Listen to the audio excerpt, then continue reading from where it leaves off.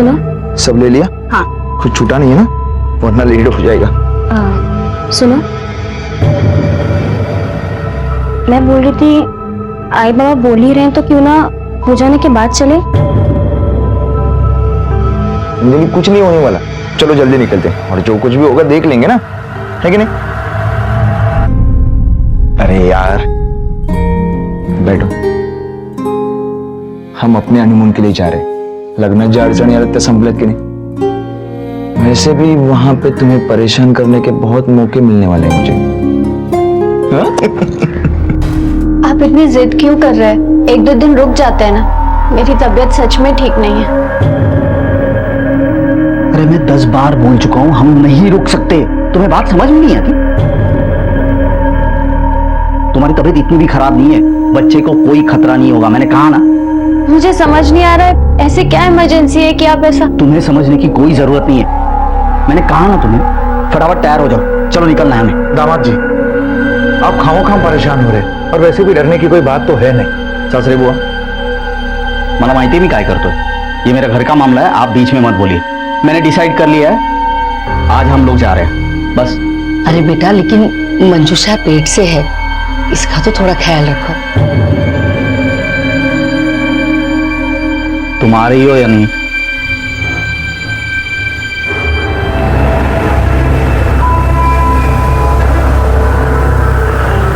क्या हो? लगी है भाई। तैयार आराम से। सोहम, मुझसे बर्दाश्त नहीं हो रहा। ताई टेन्शन घेऊ नको, आपण हॉस्पिटल मध्ये जाऊया। भाऊजी लवकर आलो रे, आलो 2 मिनिटं। सर, गाड़ी में 4 आइडेंटिटी कार्ड मिले, जिसमें से 2 आइडेंटिटी कार्ड के ऊपर के सरनेम सेम है और बाकी 2 आइडेंटिटी कार्ड के ऊपर के सरनेम सेम है। मतलब ये दोनों कपल हैं। और सर मुझे लगता है कि ये चारों एक ही फैमिली के हैं। सर हाईवे पर लूटपाट का मामला दिखाने की कोशिश की गई है, लेकिन वैसे है नहीं, क्योंकि गाड़ी में मोबाइल, पर्स सब कुछ वैसे के वैसे ही है। हो सकता है, लेकिन फिलहाल कुछ नहीं कहा जा सकता।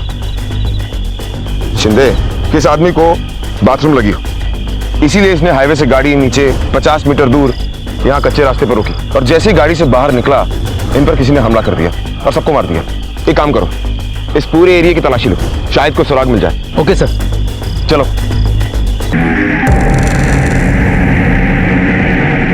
हाईवे का सफर जहां एक तरफ इंसान को वक्त पर या कई बार वक्त से पहले पहुंचने की सहूलियत देता है, तो वहीं दूसरी तरफ सुरक्षा के कारणों में कमी की वजह से यह भी देखा गया है कि वक्त पर पहुंचना तो दूर, कई बार इंसान अपनी मंजिल पर कभी नहीं पहुंच पाता, क्योंकि कोई अनहोनी या हादसा उन्हें पहले ही जिंदगी से दूर ले जाता है। हाईवे पर होने वाले हादसों के आंकड़े हर साल बढ़ रहे हैं और हजारों लोग अपनी जान गंवा रहे हैं, और सुरक्षा की इसी अनदेखी का फायदा उठाते हैं वो गैंग जो हाईवे पर लूटपाट करते हैं। क्या ऐसे ही किसी गैंग की हरकत थी ये 4 लोगों की हत्या की कोशिश, जिनमें से 3 लोग मर चुके थे और एक अब भी जिंदगी और मौत के बीच में झूल रही थी?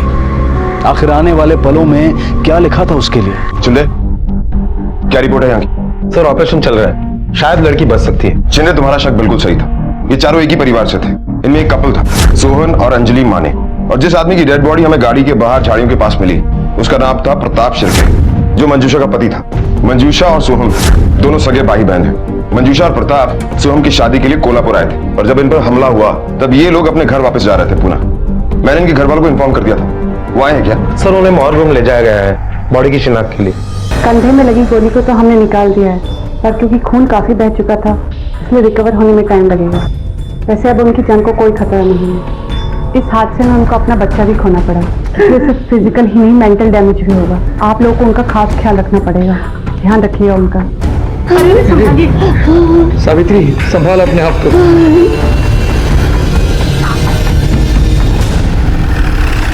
सर ये उन हिस्ट्री शीटर्स की लिस्ट है जिनका हाईवे पर लूटपाट करने का रिकॉर्ड है। शिंदे, मुझे नहीं लगता ये काम हाईवे पर लूटपाट करने वालों ने किया है।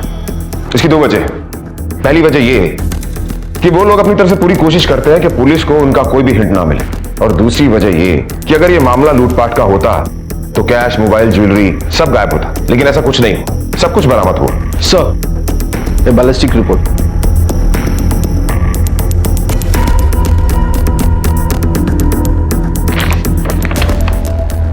शिंदे, इस बैलिस्टिक रिपोर्ट से मेरा शक और पक्का हो गया। देखो, गोली किसी हाई एंड गन से चली है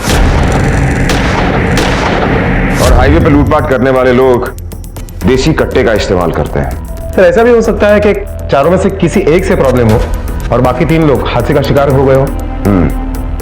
लेकिन शिंदे ये भी हो सकता है कि दुश्मनी सिर्फ एक से नहीं बल्कि पूरे परिवार से हो।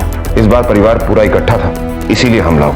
और ये पता करने के लिए हमें सोहम, अंजलि, मंजूषा और प्रताप, इनके बारे में सारी इंफॉर्मेशन इकट्ठी करनी होगी और उनकी भी इंफॉर्मेशन इकट्ठी करनी होगी जो इन लोगों से जुड़े हुए हैं। सर, मंजूषा के पिताजी आए हैं। मेरी समझ में नहीं आ रहा है कि चारों एक साथ कैसे थे। मतलब? सर, वैसे तो इन चारों को पूना जाना था, पर सोहम और अंजलि पहले निकले थे। थोड़ी देर बाद में मंजूषा और प्रताप निकले थे, दोनों अलग अलग गाड़ियों से। अच्छा ये बताओ कि चारों को पूना जाना ही था तो 2 अलग अलग गाड़ियां क्यों नहीं? सोहम और अंजलि को हनीमून के लिए जाना था, नई नई शादी और थोड़ी प्राइवेसी, इसीलिए अलग अलग गाड़ियों में गए। और वैसे तो आप जानते ही हैं कि आजकल के बच्चों को समझाना कितना मुश्किल है, इसलिए हमने मना भी नहीं किया था। सर, मुझे अभी अर्जेंट निकलना पड़ेगा, क्या है कि सातारा में मुझे अर्जेंट काम है। ठीक है, फिलहाल आप जा सकते हैं, लेकिन हो सकता है कि आपको जल्दी वापस आना पड़े। चंदे, कमाल का आदमी है। बेटा, बहू और दामाद मर चुके हैं और बेटी हॉस्पिटलाइज है, लेकिन इसे अर्जेंट वर्क से सातारा जाना है। सर मुझे नहीं लगता कि जनार्दन हमें सब कुछ सच बता रहा है, बात कुछ और है और ये बता कुछ और रहा है।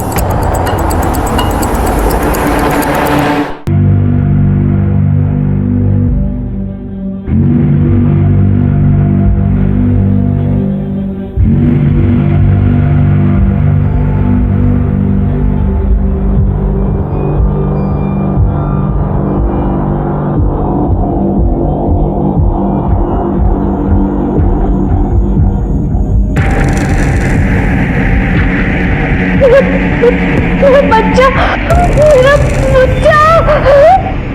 क्या हुआ? प्लीज आप रेस्ट कीजिए। मेरा बच्चा, शांत हो जाइए प्लीज। मेरा बच्चा, प्लीज आप शांत हो जाइए। मेरा बच्चा। सर, हॉस्पिटल से फोन आया था, मंजूषा को होश आ गया है।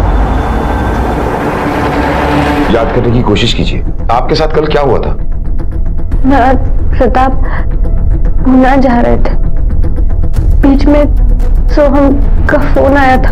हाँ हाँ हाँ सोहम, क्यों नहीं, बस 2 मिनट लगेंगे। सोहम का फोन था, वो आगे हाईवे पर खड़े हैं, उनकी टैक्सी खराब हो गई है, उससे और अंजलि को आगे से पिकअप कर लेते हैं। अरे हम लोग अभी तक हाईवे पे पहुंचे नहीं है और उनकी टैक्सी खराब हो गई। उन्हें कहना दूसरी टैक्सी पकड़ के आ जाए। क्या हुआ? हाँ हाँ, नहीं कुछ नहीं, ठीक है, पिकअप कर लेंगे उन्हें। उसके बाद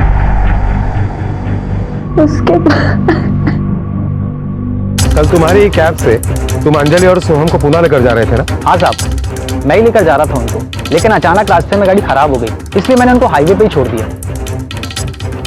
क्या ये वही दोनों हैं जिन्होंने अंजलि और सोहम को लिफ्ट दी थी? हाँ साहब, ये वही है।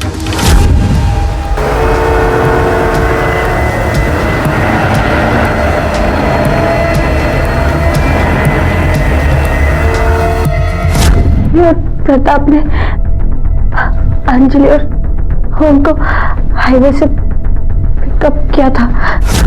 अंजलि, तुम बहुत स्मार्ट हो, नहीं राइट टाइम पे सोहम के साथ घर अलग बसाने का डिसीजन ले लिया, वरना इनके घर वाले तुम्हारे घर में कभी शांति रहने ही नहीं देते। आओ भाऊजी, 4 दिवस झाले लग्न में, कभी तो अच्छा बोलो फैमिली के बारे में। गलत कह रहा हूँ क्या कुछ? क्या हम पीछे ले सकते हैं? बहुत पेट में दर्द कर रहा है। ताई क्या हुआ? पानी दो।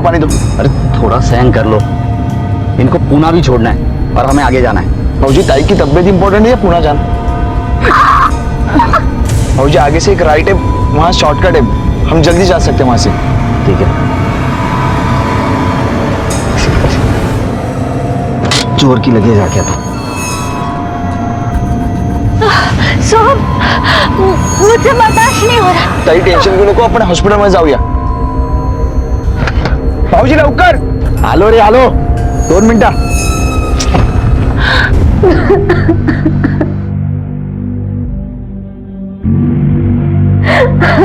इंस्पेक्टर साहब, आपको इन्हें थोड़ा और वक्त देना होगा.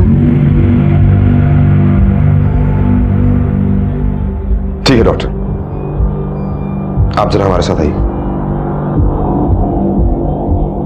डॉक्टर, हमें इनसे कुछ जरूरी इंफॉर्मेशन चाहिए. कितना टाइम लगेगा इन्हें रिकवर होने में? कितना टाइम लगेगा ये तो मैं नहीं बता सकती, लेकिन हाँ, रिकवर होने में टाइम तो लगेगा. और आप लोगों के सवालों से उनकी तबीयत और भी खराब हो सकती है.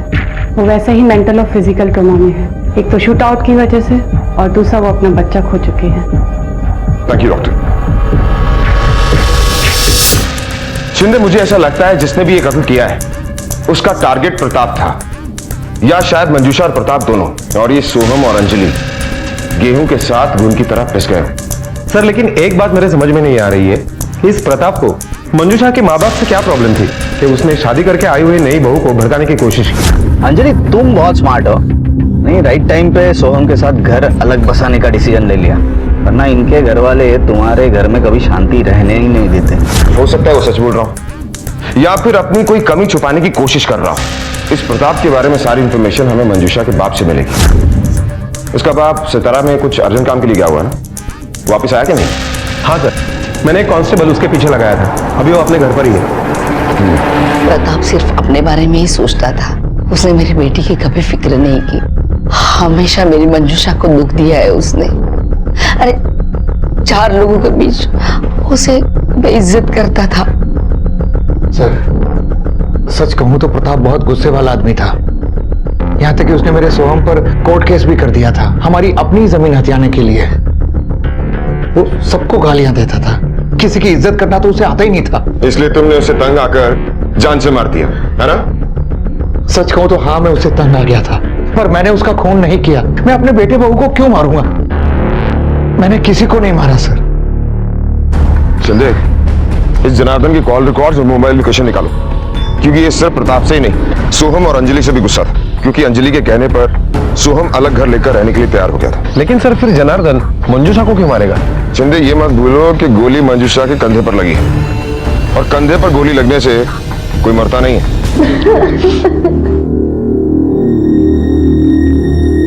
मत रो बेटा, कितना रोएगी. मर जाना चाहिए था मुझे इस जैसी जिंदगी. बच्चा ही तो एक सहारा था, वो भी इस दुनिया में नहीं रहा. किसके लिए जीऊंगी? नहीं बेटा, रोते नहीं. मेरी बात सुन. वो प्रताप ने तो तेरी जिंदगी वैसे भी नरक बना के रखी थी, और अब तो तेरा बच्चा भी नहीं रहा. सुन, अब तो तेरी जिंदगी आजादी से अपने तरीके से जी सकती है बेटा. 30 साल की उम्र में विधवा बनकर मैं कैसे आजाद हो सकती हूँ?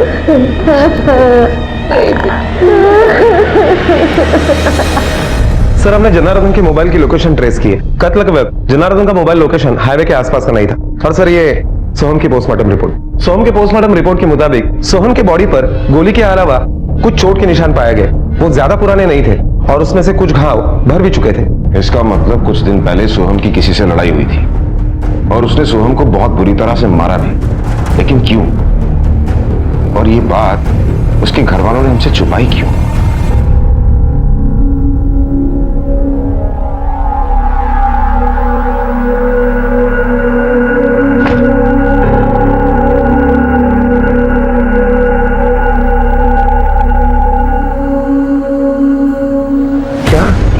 सोहम का झगड़ा हुआ था? कब? हमें तो कुछ पता भी नहीं जी. सर, हो सकता है वो झगड़ा यहाँ नहीं बल्कि पूना में हुआ हो, इसलिए हमें कुछ नहीं पता. और उसने हमें कुछ बताया भी नहीं था. अगर उसका झगड़ा यहाँ नहीं पूना में हुआ तो इसके बारे में आपको पता तो होगा ही. मैं तो बीमार थी. सर, क्या हम सोहम की बॉडी के साथ साथ अंजलि की बॉडी को भी क्लेम कर सकते हैं? क्योंकि मुझे नहीं लगता कि अंजलि के घर वाले आएंगे। सर जनार्दन सच बोल रहा है। अंजलि के घर वाले अंजलि और सोहम के शादी के बिल्कुल खिलाफ थे। यहाँ तक कि वो अंजलि के शादी में भी नहीं आए। इसका मतलब मर्डर का मोटिव अंजलि के परिवार वालों के पास भी है, क्योंकि अंजलि ने अपने परिवार के खिलाफ जाकर शादी की और ये मर्डर उसी का परिणाम।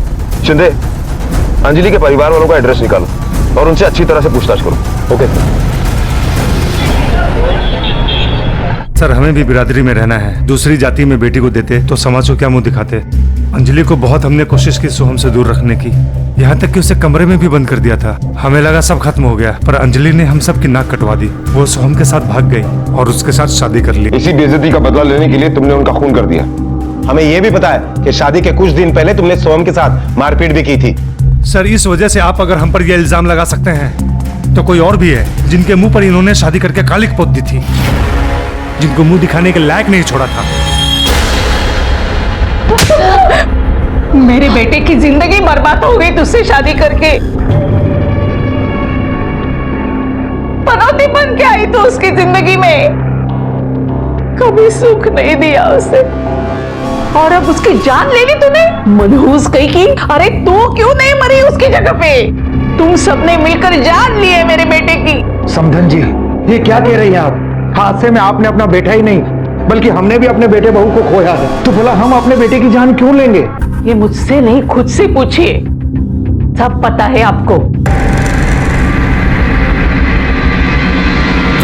सर सोहम के बैंक अकाउंट डिटेल से पता चलता है कि 8 तारीख को सोहम के डेबिट कार्ड से 4000 रुपए का बिल हॉस्पिटल में पेड हुआ था। उसे काफी सारी चोटें आई थी, इस वजह से उसे हॉस्पिटल लेकर गए थे।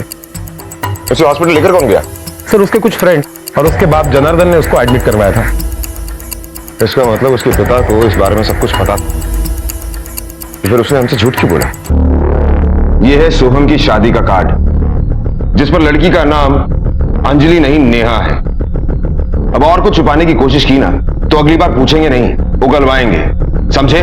सर नाम तो बदल ही सकते ना। पंडित जी ने कहा था कि ये नाम अच्छा नहीं है, नेहा नाम शुभ है, इसलिए हमने नेहा नाम छपाया। अच्छा, पंडित ने बाप का नाम भी बदलने के लिए कहा था?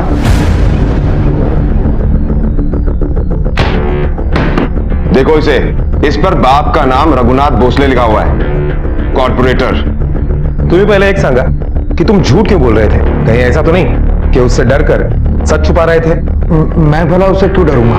अच्छा, उससे नहीं डरते? फिर उस दिन तुमने झूठ क्यों बोला था कि तुम्हें नहीं पता कि सोहम को किसने मारा, बल्कि तुम ही उसे हॉस्पिटल लेकर गए थे? उस हॉस्पिटल के सीसीटीवी फुटेज दिखाओ ताकि सब कुछ याद आ जाए। मैं ये नहीं कहती कि तेरे साथ जो कुछ भी हुआ है वो भूलना इतना आसान है, पर कोशिश तो कर। नसीब में जो कुछ भी लिखा है वो हम बदल नहीं सकते, ना ही मिटा सकते हैं। शायद इसीलिए भगवान ने हम औरतों को सहनशक्ति दी है, ताकि जो कुछ भी दुख हो हम हंस के पी जाए। यहाँ से तुझे हिम्मत मिलेगी, शांतिपूर्ण मेल। तू बस हाँ, प्यालेस।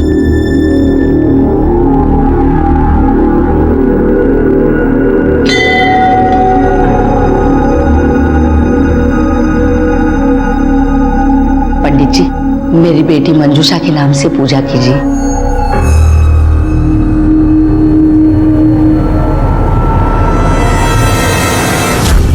रोहन भोसले, सोहम के साथ तुमने मारपीट की थी ना? हाँ की थी, और सिर्फ मारपीट नहीं, हड्डियां तोड़ी थी उसकी। पर आप साबित कैसे कर पाओगे? उसकी चिंता तुम मत करो, ये हमारा काम है, हम कर लेंगे। तुम सिर्फ अपनी हड्डियों का ख्याल रखो। अरे सर अंदर चल के बात करते हैं ना, अब भी क्या बच्चे की बात का बुरा मान गए? दरअसल अपनी बहन से बहुत प्यार करता है। जब सोहम ने उसका मजाक उड़ाया तो गुस्से में आकर इसने उसके साथ मारपीट की। शर्म आनी चाहिए आपको। अपने बेटे को समझाने की बजाय इसी की साइड ले रहा। इसने कानून को अपने हाथ में लेने की गलती की है और इसे आप बढ़ावा दे रहे हैं। हाँ सर, गलती होगी, बच्चा है, गर्म खून है, गुस्सा जल्दी आ जाता है इसे। यह भी तो हो सकता है इसी गुस्से में इसने सोहम, उसकी वाइफ और उसके ब्रदर इन लॉ तीनों का खून किया। और गर्म खून को ठंडा करना हमें अच्छी तरह से आता है। सर आप गलत समझ रहे, इसने सिर्फ मारपीट की है, किसी को मारा नहीं। इसने नहीं मारा तो आपने मारा है? सर मैं किसी को क्यों मारूं? मैं तो भगवान का शुक्र मानता हूँ ये सब शादी के पहले हो। शादी के बाद अगर अंजलि आ जाती तो ये सोहम मेरी बेटी को छोड़ के भाग जाता, तब सोचो तो मेरी बेटी का क्या होता। कम से कम उसको आजकल 1000 रिश्ते आ रहे हैं, लड़कों की कुछ कमी नहीं है।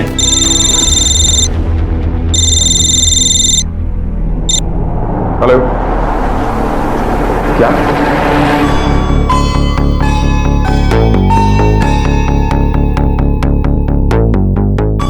आज सुबह हम दोनों मंदिर गई थी। मैं अंदर पूजा करने के लिए चली गई। बाहर आके देखा तो मंजूषा बाहर नहीं थी। मैंने उसे ढूंढा, वहां एक सुनसान जगह पर बैठी हुई मिली। मंजूषा दिखा तो काय ग इकडे काय करतेस? काय ग? मैं मंदिर की परिक्रमा कर रही थी।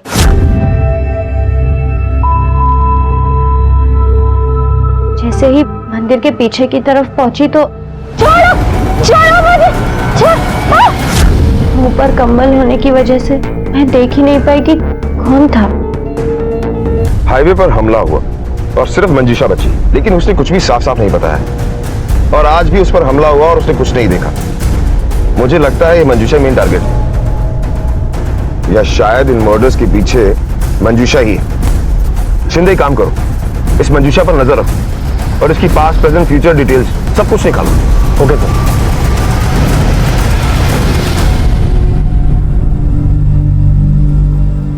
मंजूषा,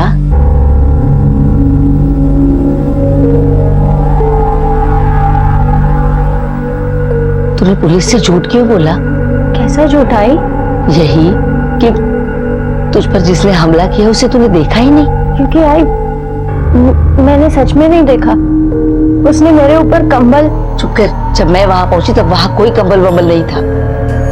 क्या बात है बेटा, किसे बचाना चाहती है?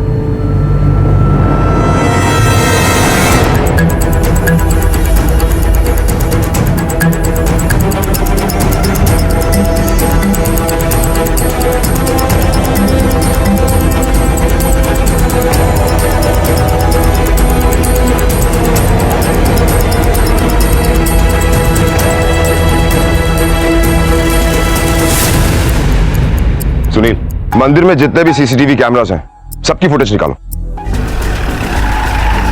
क्यों इसे लेके जा रहे हो आप? क्या किया इसने? सर हुआ क्या? कहाँ ले जा रहे हैं? क्या किया है? हमें कुछ पूछताछ करनी है, चलाओ। मंजूषा, ये देखिए, जिस टाइम हम मंदिर की परिक्रमा कर रही थी, ये उस टाइम की सीसीटीवी फुटेज है।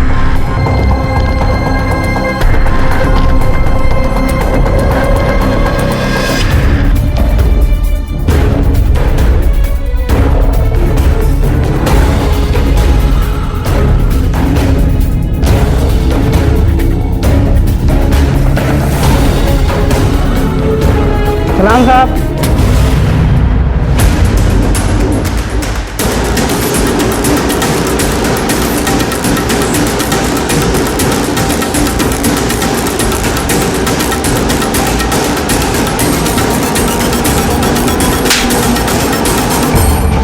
ये इरफान है। हम दोनों एक दूसरे से प्यार करते थे। शादी से पहले तक हमारा अफेयर चल रहा था। हम दोनों के धर्म अलग अलग थे, इसलिए मेरी फैमिली ने मुझे उससे शादी नहीं करने दी और जबरदस्ती मेरी शादी प्रताप से करवाई। क्योंकि प्रताप ने मेरे बाबा के बिजनेस में पैसे लगाए थे। जब बाबा का बिजनेस डूब रहा था, प्रताप बहुत ही एरोगेंट और गाली गलौज करने वाला आदमी था। वो मुझे हमेशा नीचा दिखाता था। मेरी जिंदगी तो जैसे नर्क बन चुकी थी। सभी लोग मुझसे सिंपैथी जरूर रखते थे, पर कोई मेरी हेल्प नहीं करना चाहता था। और फिर 4 महीने पहले एक दिन अचानक इरफान मिला।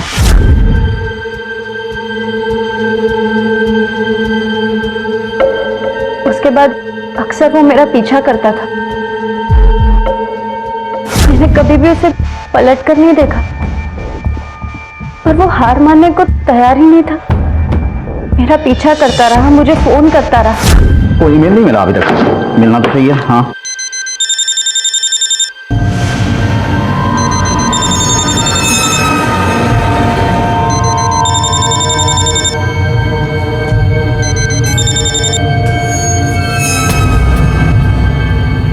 फिर मैंने आखिरी बार मिलकर इरफान को समझाने का सोचा।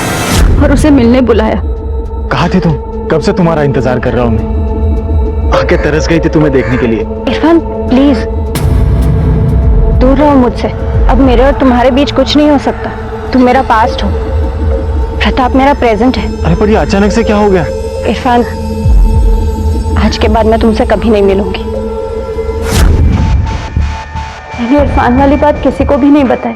मुझे डर था कि अगर प्रताप को ये बात पता चली तो वो मुझे जान से मार देगा। और कल जब मैं मंदिर गई तो मैंने ये बात इसलिए नहीं छुपाई थी क्योंकि मैं डर गई थी, बल्कि इसलिए नहीं बताई क्योंकि मैं जानती थी कि मेरी बातों का यकीन कोई नहीं करेगा।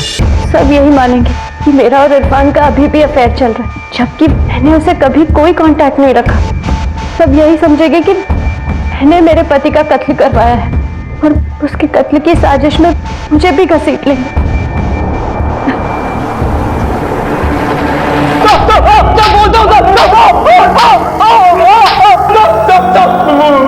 नहीं मारा साहब। देख, तेरे मोबाइल लोकेशन से हमें पता चल चुका है कि 8 तारीख को जब मर्डर हुआ तब तू हाईवे पे था। चल सच सच बता, तूने मंजूषा के लिए प्रताप को मारा ना?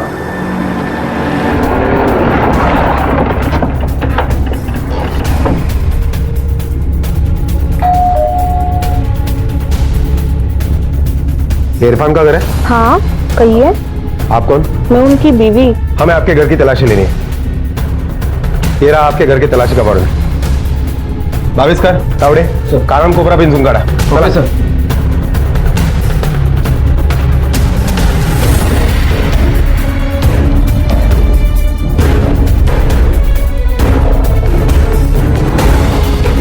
सर पूरा घर ढूंढा, गन कहीं नहीं है।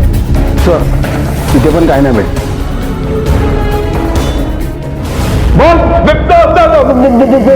बोलता हूँ मारना मत साहब।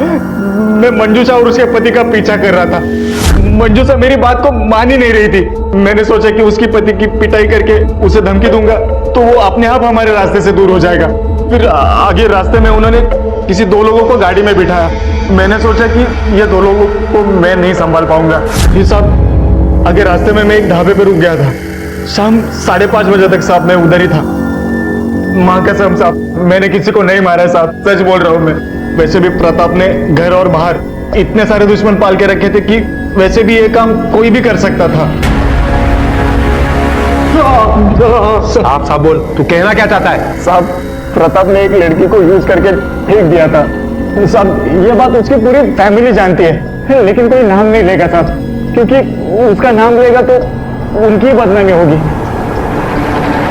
सर मर्डर स्पॉट से वो ढाबा लगभग 5 किलोमीटर की दूरी पर है। हमने ढाबे पर जाकर पूछताछ की तो पता चला कि इरफान सच बोल रहा है। जिस वक्त मर्डर हुआ उस वक्त इरफान उस ढाबे पर ही था। शिंदे, मुझे ऐसा लगता है कि मर्डर का प्लान इरफान और मंजूषा ने मिलकर किया है। दोनों के पास वजह थी। इरफान मंजूषा को पाना चाहता था और मंजूषा अपनी शादी से मुक्ति। शायद मंजूषा के दिल में इरफान के लिए वापस से फीलिंग पैदा हो गई थी, इसीलिए उसने उसको बचाया। पता नहीं कौन से कर्मों की सजा मिल रही है मुझे, जो ऐसी औलाद पैदा हुई है मेरे घर में। एक ने शादी करके समाज में नाक कटवा दी और एक जो शादी के बाद भी अफेयर कर रही है। बाबा गलत समझ रहे। बकवास मत कर, मुझे सब पता है। अरे तेरी वजह से समाज में निकलना मुश्किल हो गया है मेरा। चुप भी करो। और कितना कीचड़ उछालोगे दूसरों पर? कभी खुद पे शर्म नहीं आती तुम्हें? हमेशा से तुमने अपनी बातें मुझ पर और बच्चों पर ला दी है। कभी कभी तो मुझे शक होता है कि प्रताप की इन हरकतों से तंग आकर और सोहम ने जो अंजलि के साथ शादी की उसकी वजह से और अपना कॉन्ट्रैक्ट खोने की वजह से मैंने तो इन तीनों का खून नहीं किया। सर प्रताप के कॉल रिकॉर्ड में हमें एक नंबर ऐसा मिला है जिस पर कुछ महीने पहले काफी सारी बातें हुई है, और बैंक रिकॉर्ड के मुताबिक एक अकाउंट नंबर ऐसा मिला है जिस पर लगभग हर महीने पैसे जमा किए जाते थे। सर ये बैंक अकाउंट और फोन नंबर एक ही इंसान के नाम पर रजिस्टर्ड है। नाम क्या है? सर राधिका माने। राधिका माने से तुम्हारे क्या संबंध है?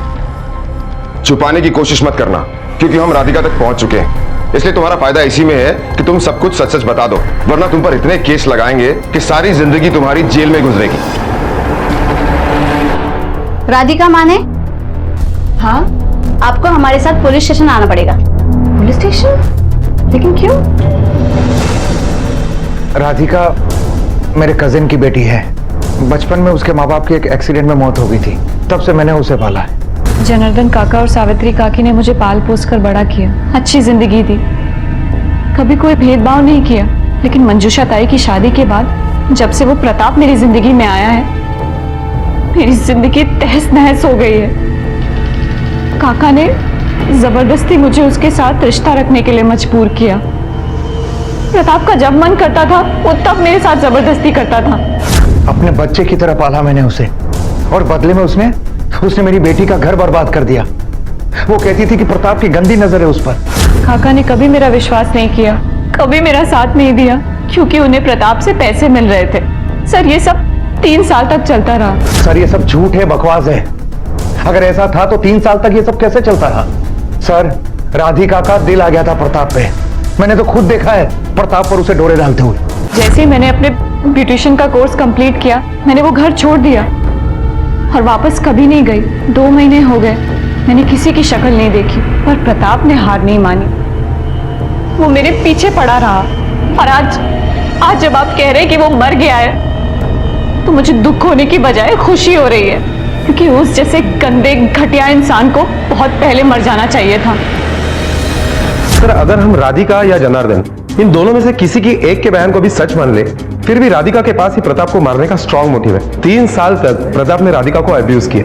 उसने अपनी बीबी तक को नहीं छोड़ा और इसे भी छोड़ना नहीं चाहता था, और इसीलिए इन सब से मुक्ति पाने के लिए और बदला लेने के लिए राधिका ने प्रताप के ऊपर गोली चलाई होगी, और गलती से सोहम और अंजलि दोनों मारे गए होंगे। शिंदे, तो इस राधिका पर नजर रखो, पता करो इसने किसी से कोई गन तो नहीं खरीदी थी, या किसी को सुपारी दी हो, या ये भी हो सकता है कि उसने किसी के साथ मिलकर प्रताप को मारने की प्लानिंग की हो। Okay sir.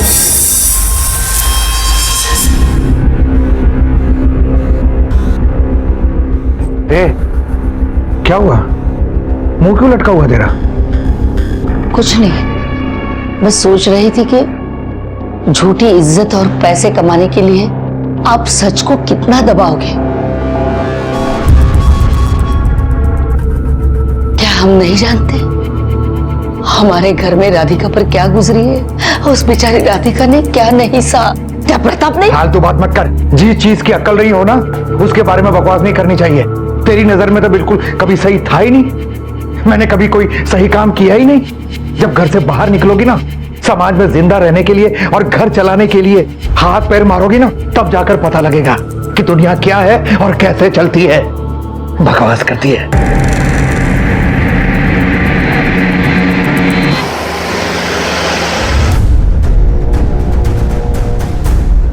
सर हमने राधिका के घर और ब्यूटी पार्लर के आसपास चेक किया, लेकिन ऐसा कुछ भी नहीं मिला जिससे हम ये कह सके कि राधिका ने प्रताप को मरवाया हो या किसी को सुपारी दी हो, और उसने गन खरीदने के कोई सबूत भी नहीं मिले। हेलो,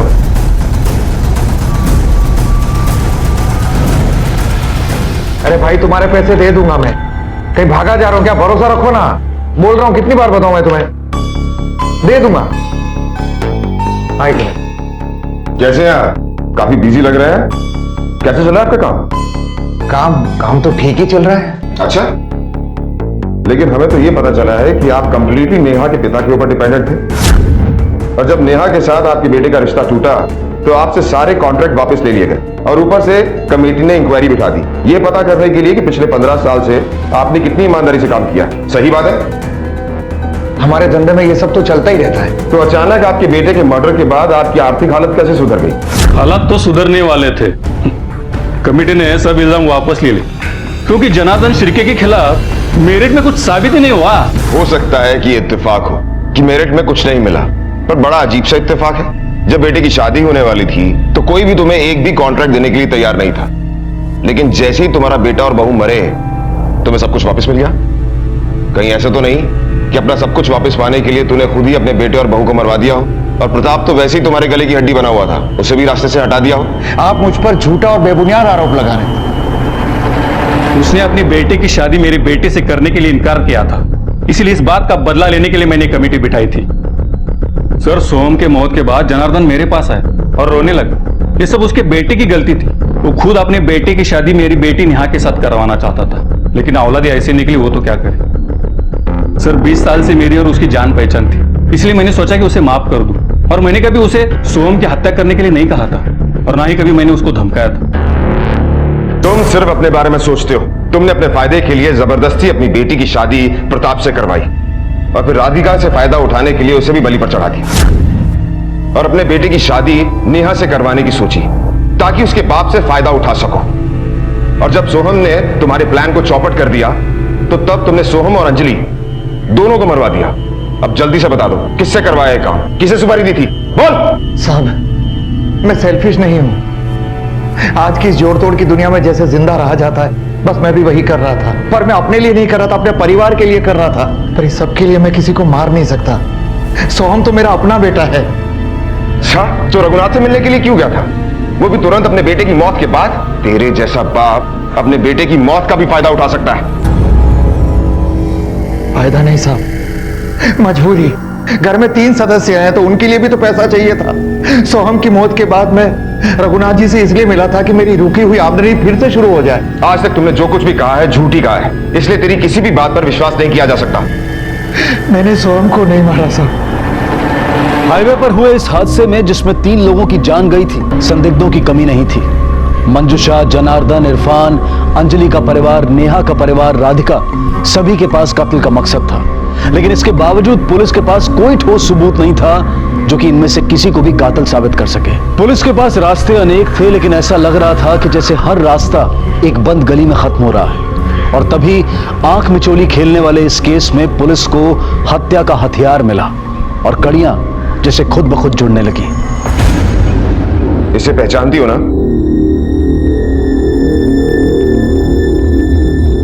अब बात को बिना घुमाए फिराए सब कुछ सच सच बताओ, क्या हुआ था उस दिन? ये गन मैंने प्रताप को मारने के लिए खरीदी थी और बीच में ही सोहम का फोन आया था कि उन्हें पूना तक लिफ्ट चाहिए। तब मैंने प्रताप को मारने का अपना फैसला टाल दिया। पर ऐसा करने के लिए मुझे अंजलि और सोहम ने उकसाया था। उकसाया मतलब? वो दोनों हमेशा खुश ही रहते थे, उन्हें जो चाहा वो मिला, मुस्कुराते थे, एक दूसरे की केयर करते थे। मैं ये सब बर्दाश्त नहीं कर सकी। मैं भी तो उसी परिवार की थी। फिर मेरे साथ ये भेदभाव क्यों? जब से शादी हुई थी बस रो रही थी, बेइज्जत हो रही थी। मुझे वो खुशियां कभी नहीं मिली जो उन्हें मिली थी। फिर एक दिन ये सब देखते सोचते मुझे क्या हो गया। 3 लोगों की जान लेने से बेहतर होता कि तुम अपने आप को समझाती, एक सही फैसला लेने की हिम्मत जुटाती। तुम्हारे एक गलत फैसले ने 2 मासूमों की जान ली है। काश तुम्हें पता होता कि अपराध का रास्ता किसी को आजाद नहीं कर सकता, सिर्फ बंदी ही बना के रख सकता है। ऐसा कहते हैं कि अक्लमंद से अक्लमंद इंसान भी अपने दिमाग का सिर्फ 2 से 3% ही इस्तेमाल करता है। बाकी के बचे हुए प्रतिशत में क्या है यह हम नहीं जानते। और शायद उसी का एक हिस्सा है मंजुषा की हालत, जिसने उसे गुनहगार बना दिया। लेकिन इंसान की चेतना भी कमाल है। अगर वो जागृत रहे तो इंसान को भगवान, और अगर सो जाए तो भगवान को भी शैतान बना सकती है। और शायद यही हुआ था मंजुषा के साथ। उसने अपनी हालत के सामने समर्पण नहीं किया था, लेकिन विरोध और बेहतरी का जो रास्ता उसने निकाला था वो उसकी पहले की हालत से ज्यादा भयानक था। जनार्दन जैसे लोग जो समाज और दुनिया की दुहाई देते हैं, अपनी गलतियों पर पर्दा डालते हैं, उन्हें दूसरों पर थोपते हैं, असल में वो गुनाह की खेती कर रहे होते हैं और उसी गुनाह की फसल उन्हीं के आसपास उगकर उन्हीं की तबाही का कारण बनती है। मंजुषा को सोहम, प्रताप और अंजलि के कत्ल के लिए गिरफ्तार किया गया है।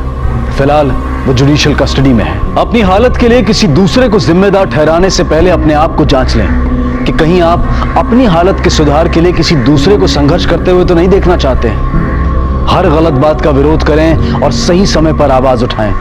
यही एक अच्छे इंसान की पहचान है। अब मैं अनूप सोनी आपसे विदा लेता हूं। फिर मुलाकात होगी अगले एपिसोड में एक और चौंका देने वाले केस के साथ। तब तक अपना और अपने परिवार का ख्याल रखें और देखते रहें क्राइम पेट्रोल डायल 100। सबक एक को सीख हम सबको। जय हिंद।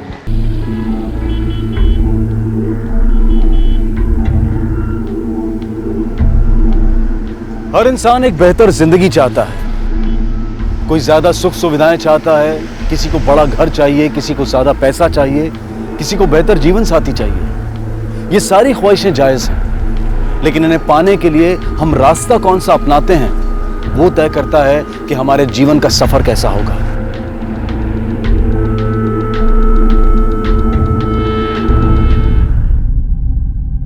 Happy birthday Sunny. अरे खोलो खोलो खोलो खोलो, इसे खोलो। नमस्कार काका। सनी बेटा, तुम्हारे उमेश काका तुम्हारे लिए बड़ा सा केक लाने गए हैं, वो बस आते ही होंगे। मुझे नहीं बनाना बर्थडे। अच्छा गिफ्ट भी नहीं मिला, केक भी नहीं आया और बाबा भी नहीं आया। अरे बाप रे, देखो केक भी आ जाएगा और बाबा भी रास्ते में है।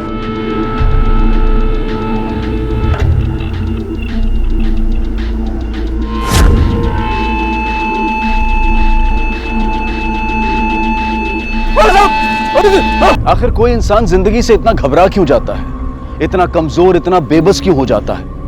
कौन था ये आदमी? क्या इस आदमी ने जिंदगी से हार मानकर अपनी जान देने का फैसला किया था, या फिर किसी ने इसे मजबूर किया था, या फिर ये कोई साजिश थी जिसे आत्महत्या की शक्ल दी गई थी? पर वो ये कैसे भूल गया कि घर पर उसका परिवार उसके लौटने की राह देख रहा होगा। आ जाएगा बाबा के, किस बात की चिंता है?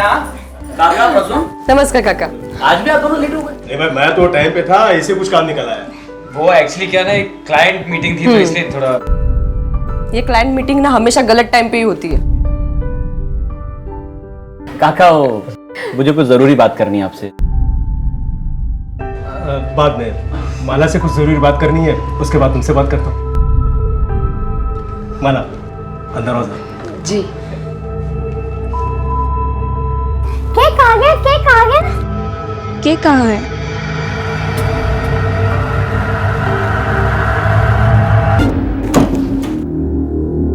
केक कहाँ है? नहीं ला पाया।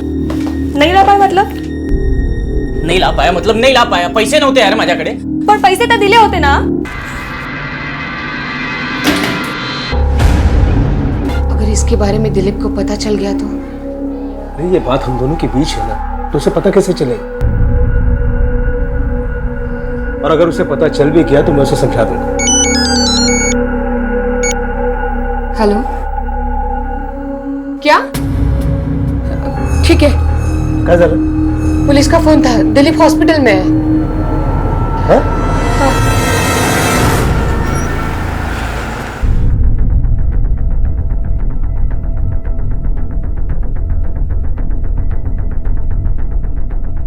लवकर चला। क्या क्या हुआ है दिलीप को? क्या हुआ? क्या हुआ है? आप कौन है? मैं उनकी पत्नी हूँ। देखिए, आपके पति ने जान देने की कोशिश की पुल से कूद कर, और लोगों ने उन्हें कूदते हुए देखा है। नहीं, शायद वो खुदकुशी करना चाहते थे। नहीं, वो ऐसा नहीं कर सकते। वो ऐसा कभी नहीं कर सकते। क्या करते हैं वो? सदगुरु नगर में कपड़े की दुकान है उनकी। आप कौन है? मैं दिलीप का काका हूँ। आप लोग रहते कहाँ हैं? सदगुरु नगर में ही, इच्छामल कॉलोनी। घर और दुकान दोनों सदगुरु नगर में है, लेकिन आपका भतीजा दिलीप हमें मिला है कर्मयोगी नगर में, वो भी ब्रिज के नीचे, जो सदगुरु नगर से काफी दूर है। क्या काम हो सकता है वहां जाने का? पता नहीं, मतलब वैसे कुछ बता कर नहीं गए थे। वो शायद गिफ्ट लेने गए होंगे सनी के लिए। हमारे बेटे का आज बर्थडे है ना। डॉक्टर क्या हुआ उन्हें? ठीक हो जाएगा? खतरे से तो बाहर है, पर उसकी बैक पूरी तरीके से इंजर्ड है। स्पाइन में गहरी चोट की वजह से हो सके कि उम्र भर के लिए पैरालाइज हो जाए। बसा इकडे, या इकडे बसा।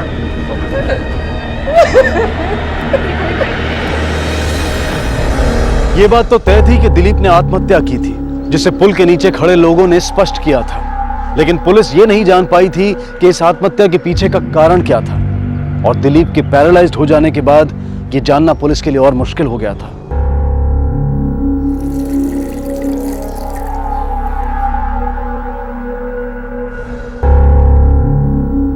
आई, बाबा कब ठीक होंगे? वही नहीं, पुलिस।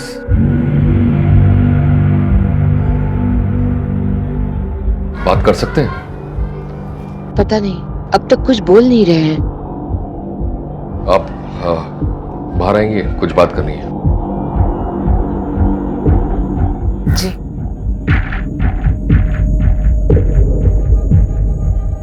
हाल ही में कुछ हुआ था क्या?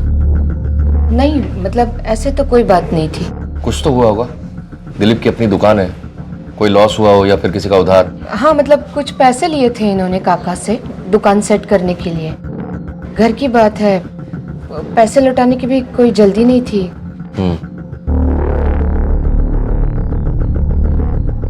आप दोनों भाई भी क्या उनके साथ दुकान में काम करते हैं? नहीं सर, मेरा तो खुद का साइबर कैफे है और मैं पब्लिक सर्विस एग्जाम के लिए तैयारी कर रहा हूँ। और आप? मैं इनका चचेरा भाई, मार्केटिंग कंपनी में काम करता हूँ, बगल वाले घर में रहते हैं। दिलीप ने कितने पैसे लिए थे काका से? करीब 3 लाख रुपए लिए थे, पर मैंने आपसे कहा ना, मतलब घर की बात है। बहुत अच्छे इंसान है, सब लोग जानते हैं उनको। आर्य विद्या मंदिर में प्रिंसिपल है। और कौन कौन है घर में? मेरी वाइफ चित्रा फिलहाल ऑफिस गई और मेरी पत्नी कीर्ति।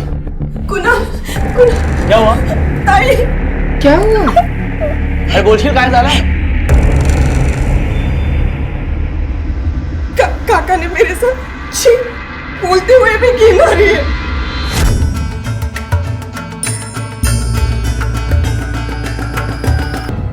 अरे बेटा, तुम यहाँ आ गई। मैंने कहा ना अंगड़ाई लेने के लिए, मैंने हाथ सीधे किया और तुम्हें लग गया। नहीं बेटा, और तुम उसका गुस्सा मान गई। बेटा मैं माफी मांगता हूँ, मेरा इरादा बिल्कुल ऐसा नहीं था। तेरी हिम्मत कैसे? अरे क्या दिमाग ठिकाने है तुम्हारा? अरे काका है वो, काका बस कर रही है। शांत बसाता तुम ही। काका ऐसे कर ही नहीं सकते, डोकं ठिकाना रे का। माझ्यावरती विश्वास ठेव। एक मिनट, मुझे तुमसे अकेले बात करनी है।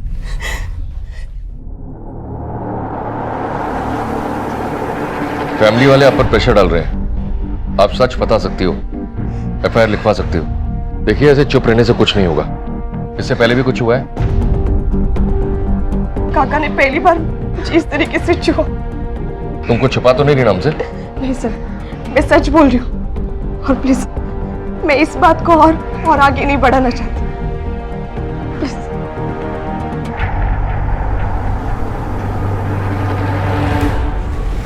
विश्वास जोशी स्कूल का प्रिंसिपल है, पर कैरेक्टर का ढीला लगता है, वरना बहू उसके खिलाफ ऐसा कंप्लेन क्यों करेगी? एक बुजुर्ग आदमी के बारे में इतनी बड़ी बात बोल जाना, और घर वाले उसी को डांट रहे हैं। हो सर। पर एक बात समझ में नहीं आ रही कि दिलीप के एक्सीडेंट या सुसाइड से इसका क्या लेना देना हो सकता है? सर हो सकता है विश्वास ने दिलीप से पैसे मांगे हो और ये बात उसके पत्नी को पता नहीं हो। दिलीप पैसे लौटाने के हालत में नहीं होगा और इसलिए उसने कदम उठाया होगा। मुझे लगता है जोशी के घर में कोई खिचड़ी पक रही है।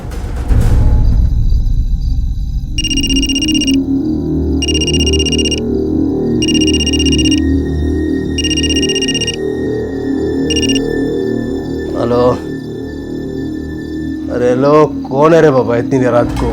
बहुत हाथ चलता है ना तेरा बुड्ढे।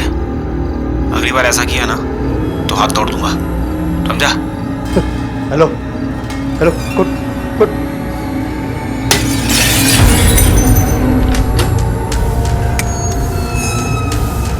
बाबा काय झालं? हेलो हेलो, पेट्रोलिंग 421 गंगापुर की खाड़ी के पास एक बॉडी मिली है। आई रिपीट, गंगापुर की खाड़ी के पास एक बॉडी मिली है। सर पहले दिलीप की आत्महत्या की कोशिश और फिर विश्वास जोशी का खून। सर कल ही घर की बहू कीर्ति ने इन पर मॉलेस्टेशन का आरोप लगाया था और आज इनका खून हो गया। बॉडी का कब पता लगा? साहब करीब 2 बजे। बॉडी के आसपास कुछ मिला? जी सर, अब तक तो कुछ भी नहीं। बॉडी को पोस्टमार्टम के लिए भेजो और इसके बेटे प्रसून को इन्फॉर्म करो। और देखो आसपास अगर मोबाइल मिलता है तो पता तो लगे किसने इसे यहाँ बुलाया था। सुबह से तुम कहाँ थी? मैं तो घर पर ही थी। दरअसल वो मेरी तबीयत ठीक नहीं थी, इसलिए मैंने ऑफिस से छुट्टी ली थी। हाँ सर, घर ही सोती ही। तो घर में रह के भी अपना बाहर का काम करवा सकते हैं, है ना? क्या? आप मुझ पर शक कर रहे हो? शक नहीं, पूछताछ कर रहे हैं। सर मैं ऐसा क्यों करूंगी? मैंने तो उनके खिलाफ पुलिस कंप्लेंट करने के लिए भी मना कर दिया था। आपको भी बात ये पता है? पता है, क्योंकि तुम्हें पता है कि तुम्हारे घर वाले सपोर्ट नहीं करेंगे और तुम्हारा पति भी सपोर्ट नहीं करेगा। हाँ पता है। हमारी पूरी फैमिली में काका के खिलाफ कोई कुछ नहीं बोल सकता, क्योंकि घर में कोई प्रॉब्लम आए या फिर पैसे की तंगी हो तो फैमिली में एक ही तो है। कीर्ति, क्या बोल रही हो तुम? हाँ, एक मरे हुए इंसान के बारे में ये सब बोलते हैं और भूल गई काका ने हम सबके लिए कितना कुछ किया है।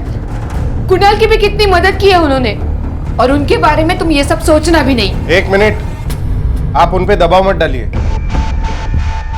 आप कंप्यूटर की मदद करने के लिए हमेशा उनके घर पे जाते हो? नहीं, पहली बार गई थी। अक्सर तो चित्रा जाती है मदद करने, पर कल वो ऑफिस के काम की वजह से बिजी थी, एक्स्ट्रा आवर्स कर रही थी, सो मुझे भेज दिया। चित्रा ने तुम्हें कभी आकर बताया कि उसके साथ भी कुछ ऐसा हुआ है? नहीं सर, इस घर में इससे पहले ऐसा कभी नहीं हुआ। ये तो बस कीर्ति है जो अपना बदला ले रही है। बदला? वही मैं काका से बदला लूंगी। जो भी है ना साफ साफ बताओ, पुलिस से कुछ छुपाने की कोशिश मत करना। ये तो इसी से पूछिए आप। हाँ सांगते ना, घाबरते कमी। सर इस घर में शादी करके पछता रही हूं मैं। गलती मेरी थी, गलत आदमी से शादी कर ली। कुणाल ने मुझे बताया कि वो बहुत अमीर फैमिली से बिलोंग करते हैं। उसकी फैमिली ने भी यही बताया कि उसका खुद अपना साइबर कैफे है। लेकिन नहीं, शादी के बाद पता चला कि वो सिर्फ एक पार्टनर है, कुछ खास नहीं कमाता, सिर्फ नाम के लिए बिजनेस है। इन सब ने मिलकर मुझे चीट किया है। निकम्मा पति। कमा तो मैं लेती हूँ सर, मैं तो खुद डिवोर्स लेना चाहती थी, पर नहीं, काका ने बीच में टांग अड़ा दी। मेरे भाई बाबा से जाके शिकायत कर दी। फंस गई हूँ मैं यहाँ पे। और इसी बात का तुमने बदला लिया है ना? अपने काका के लिए अभी भी बहुत गुस्सा नजर आ रहा है। सर मैं ऐसा क्यों करूंगी? हाँ ये बात सच है कि मैं नफरत करती हूँ उनसे, लेकिन मैं उनको मारने वाले के बारे में सोच भी नहीं सकती। आपके पति कहाँ है? जी, कुणाल अभी अपने साइबर कैफे में होगा। और बाकी सब? उमेश अपने इंस्टीट्यूट में और चित्रा ऑफिस में। सर मैंने मैसेज भेज दिया है, बस आते ही होंगे सर। चित्रा का ऑफिस एड्रेस? कल आधी रात को एक अजीब सी घटना हुई। किसी ने पत्थर फेंककर बाबा की रूम की खिड़की तोड़ दी और उनको धमकी भरा फोन भी किया। मैं आने ही वाला था पुलिस स्टेशन कंप्लेंट लिखवाने के लिए, मैं आप खुद ही आ गए। आप रात में ही आ जाते तो ये घटना टल सकती थी। चलो विश्वास की कॉल डिटेल्स निकालो सर। पता करो कि रात में किसने उसे धमकी दी थी। और हाँ, बैंक डिटेल्स भी पता तो करें कौन कौन विश्वास से मदद लेता रहा है। हो सर।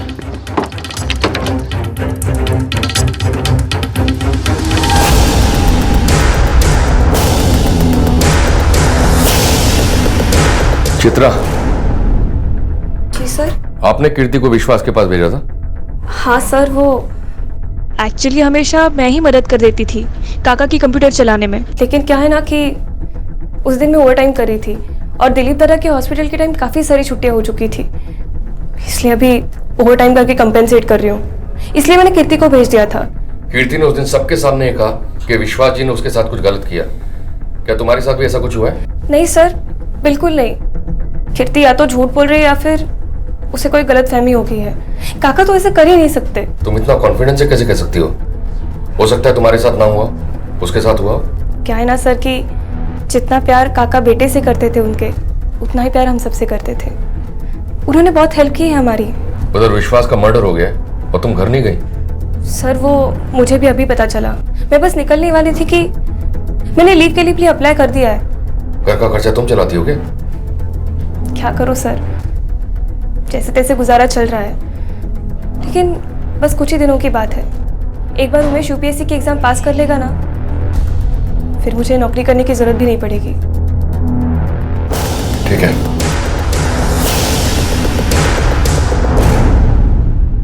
सर विश्वास को जिस नंबर से फोन आया था वो किसी राजेश कड़ू के नाम पर रजिस्टर है और उस रात के बाद से फोन नंबर भी स्विच ऑफ है, लेकिन उसका एड्रेस हमें मिल गया है। इस कड़ू का कोई कनेक्शन है कीर्ति से?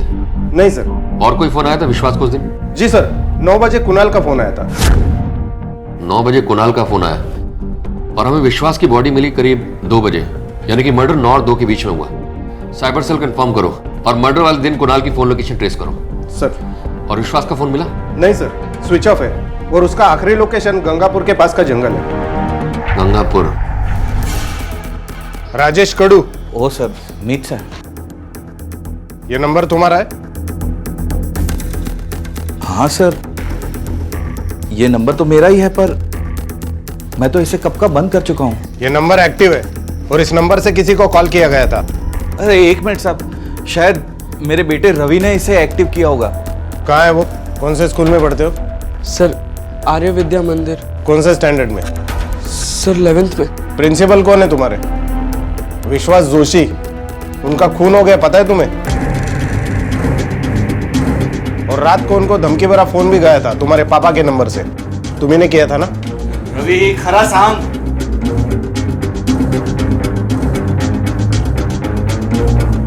हाँ सर, मैंने ही किया था उनको फोन। मैं सर बहुत गुस्से में था।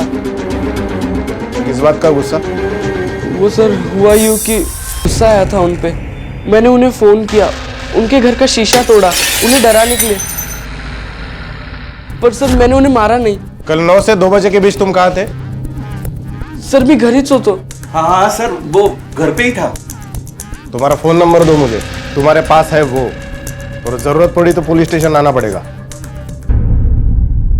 सर मर्डर के दिन कुणाल के फोन की लोकेशन मिल गई है। वो 10 साढ़े 10 बजे तक गंगापुर वाली खाड़ी के पास ही था। बुलाओ सर। सर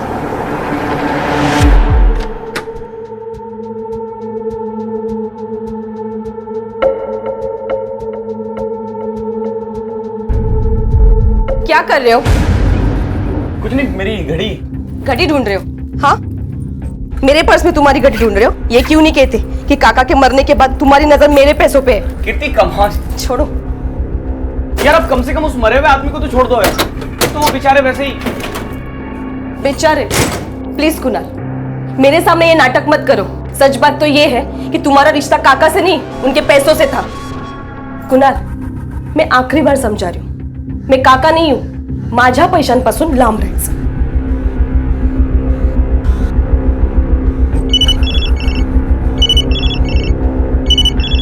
हेलो, कौन है? सर सुबह 10:30 बजे तो मैं अपने साइबर कैफे में था। अब पता किधर था? तेरी फोन की लोकेशन बता रही है कि मर्डर वाली सुबह 10 और 10:30 के बीच तू गंगापुर के पास था, और तूने सुबह अपने विश्वास काका के साथ बात भी की थी 9 बजे। आज शपथ मैंने किसी का खून नहीं किया। मुझे तो विश्वास काका से उधार पैसे चाहिए थे, इसलिए मिलने गया था मैं। तो ये बात पहले क्यों नहीं बताई? कैसे बताता साहब, आखिर सारे घर वाले तो मुझे निकम्मा मानते थे। 70,000 रुपए चाहिए थे मुझे काका साहब से। 70,000 क्यों चाहिए थे? साहब मेरा साइबर कैफे का बिजनेस है जो पूरी तरह ठप पड़ चुका है। एक तो सबके हाथ में फोन है और उसमें फ्री इंटरनेट। मैंने सोचा था साहब कि नया धंधा शुरू करूंगा जो बहुत अच्छे से चले, इसलिए मैंने काका साहब से पैसे उधार मांगे। पर मुझे डर था साहब कहीं काका साहब मना ना कर दे, इसलिए मैंने दूसरा तरीका अपनाया। बचपन में काका साहब हमको अक्सर गंगापुर के पास घुमाने ले जाया करते थे। मैंने सोचा उनको वहाँ बुलाऊंगा, शायद इमोशनली थोड़ा फायदा मिल जाए।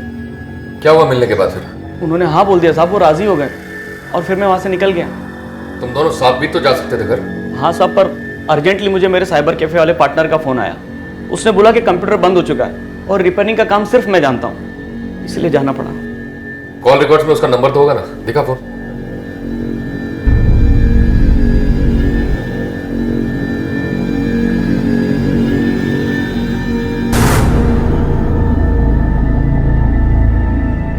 तू विश्वास काका से नाराज था कीर्ति के इल्जाम लगाने की वजह से? नहीं साहब, मैंने तो कीर्ति की किसी बात पे यकीन नहीं किया। घर में किस किस को पता था कि तू विश्वास काका को मिलने जा रहा है? किसी को नहीं। तेरा पार्टनर कौन है? जी हाँ सर, कुणाल यहाँ आया था कंप्यूटर ठीक कर। किस टाइम पे? सर एग्जैक्ट टाइम तो मुझे याद नहीं, करीब 11 बजे।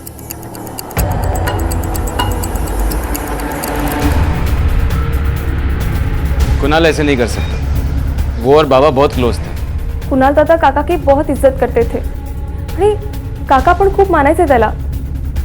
हाँ, और काका ने उसको बिजनेस के लिए पैसे दिए थे, तो फिर वो क्यों मारेगा काका को? और इतने सालों में मैंने उन दोनों में कभी झगड़ा होते हुए भी नहीं देखा। साहब भाऊ को अच्छे से जानता हूं मैं, वो कभी किसी का खून नहीं कर सकते, और काका का तो बिल्कुल भी नहीं। भाऊ को कोई भी चीज की जरूरत होती तो काका ही तो थे जो उसकी मदद करते थे।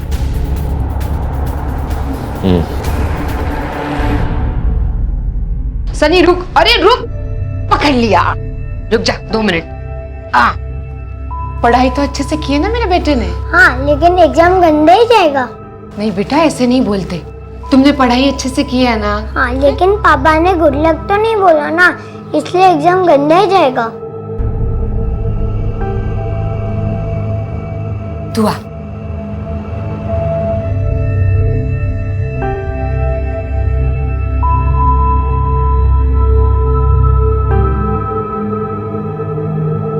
देखा, अभी बाबा ने सनी को गुड लक बोला ना? हाँ। है ना? हाँ। तो अभी हमेशा की तरह मेरा बेटा फर्स्ट आएगा स्कूल में। सर विश्वास ने वाकई में तीनों भतीजों पे काफी खर्चा किया है। पिछले साल विश्वास ने दिलीप को 3 लाख रुपए और कुणाल को 2 लाख रुपए दिए। सर यहाँ तक कि दिलीप के ट्रीटमेंट का पूरा खर्चा भी उसने किया है। सर इन खर्चों में एक खास खर्चा है। क्या? ये देखिए सर, विश्वास ने अभी अभी एक रिकरिंग डिपॉजिट अकाउंट खोला है जो माला के बेटे सनी के नाम पर है। सर खास बात यह है कि इस अकाउंट का नॉमिनी खुद विश्वास और माला है, दिलीप ने। कमाल है, माँ नॉमिनी और बाप नहीं। तुम्हें याद है उस दिन भी माला ने कीर्ति को सपोर्ट नहीं किया था, विश्वास का सपोर्ट किया था और कीर्ति को सबके सामने मारा भी था। सर मुझे तो लगता है कि विश्वास काका और माला के बीच में कुछ चल रहा है। हो सकता है कि इस बात का दिलीप को पता चल गया हो और उसने सुसाइड करने की कोशिश की हो। आप विश्वास के काफी क्लोज थे। हाँ, घर के बुजुर्ग थे, बहुत इज्जत करती थी मैं उनकी। सुना है वो आपके पति का इलाज भी करा रहे थे, घर की सारी जिम्मेदारी उन्होंने अपने हाथ में ले ली थी। पर एक बात बहुत अजीब लगी, सनी के आरडी अकाउंट में नॉमिनी आप और विश्वास जी हैं, आपके पति ने। ये आरडी है सनी के भविष्य के लिए। काका ये मतलब दिलीप को अच्छा नहीं लगेगा। अरे देखिए, दिलीप ने पहले से ही आपसे इतना सब कर्जा लेके रखा है और उसी को चुकाने की बात करता रहता है। अभी ये एक और उसे सच में अच्छा नहीं लगेगा। ये बात हम दोनों के बीच है ना, तो उसे पता कैसे चलेगी?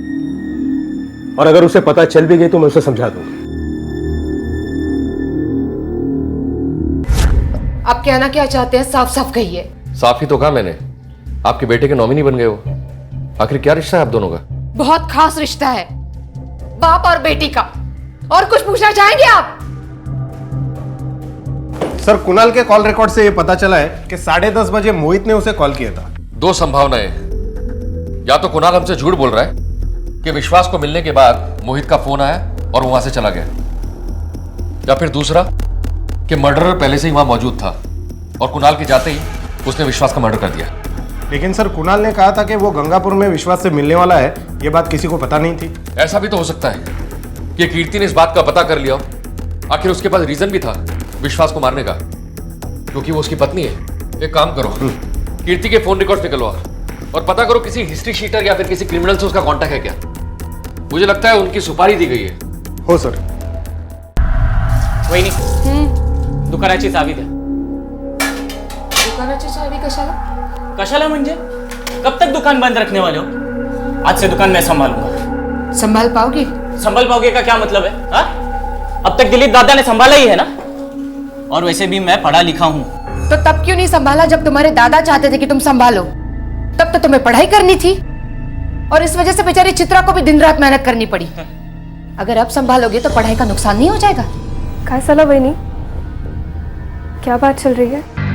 सर हाँ, कीर्ति का कॉल रिकॉर्ड। सर इसके हिसाब से कीर्ति का किसी क्रिमिनल या हिस्ट्री शीटर से कोई कांटेक्ट नहीं था। सर मामला कुछ और ही है। मतलब? कीर्ति और उसका चचेरा देवर प्रसून, दोनों के बीच में फोन पे काफी सारी गुटरगु हुई है, वो भी प्रसून के ऑफिस टाइम में। कहीं प्रसून और कीर्ति का कुछ लफड़ा तो नहीं चल रहा है और उसके बाप को पता चल गया? प्रसून और कीर्ति दोनों को उठाकर लेकर आओ। सर टाइम नहीं है मेरे पास। तुम दोनों की कॉल डिटेल्स और फोन की लोकेशन दोनों मेरे पास है। बहुत बातचीत होती रही है तुम दोनों में, कई बार तो फोन की लोकेशन भी एक है। ऑफिस आवर्स में भी तुम एक दूसरे से मिलते हो। चल क्या रहा है? कहीं तुम दोनों ने तो विश्वास काका और दिलीप को नहीं मारा? क्योंकि तुम दोनों की आशिकी के बारे में उन्हें पता चल गया था। सर ऐसा कुछ नहीं है सर, 2-4 बार ऑफिस आई थी क्योंकि इसे नौकरी की तलाश थी। हमारे बीच में सिर्फ ये सभी बातें होती थी सर। और हमारे कंपनी के मुंबई ब्रांच में वैकेंसी है, इंटरव्यू के लिए इसे ऑफिस आना पड़ता था। अब तुम दोनों इसके आगे झूठ बोला ना तो 302 लगवा दूंगा। सर मैं झूठ नहीं बोल रही हूँ। विश्वास की मौत के बाद तुम दोनों ने आपस में बात करना बंद कर दिया, क्यों? ताकि दुनिया को पता ना चले, है ना? सर ऐसी कोई बात नहीं थी। जब मैंने कुणाल और प्रसून को ये बात बताई कि इनके बाबा ने मेरे साथ क्या किया, तब प्रसून ने मेरे साथ बात करना बंद कर दिया। लेकिन सर मुझे जॉब चाहिए थी, इसलिए मैं बार बार कॉल कर रही थी, लेकिन ये नहीं उठाता था। सर ऐसे घटिया औरत के साथ क्या बात करूं मैं झूठे लोगों के साथ बात नहीं करता। और तुम्हारी हिम्मत कैसी है मेरे बाबा के बारे में ऐसे बात करने की? खोटनो को बोलू सा? मैं सब जानती हूँ तुम्हारे अंदर तुम्हारे बाबा के लिए कितनी नफरत भरी पड़ी है। सर इन दोनों के बीच में ना बहुत झगड़े होते हैं। क्या मानती है तू? बस बस गबसादा। कीर्ति तू जा।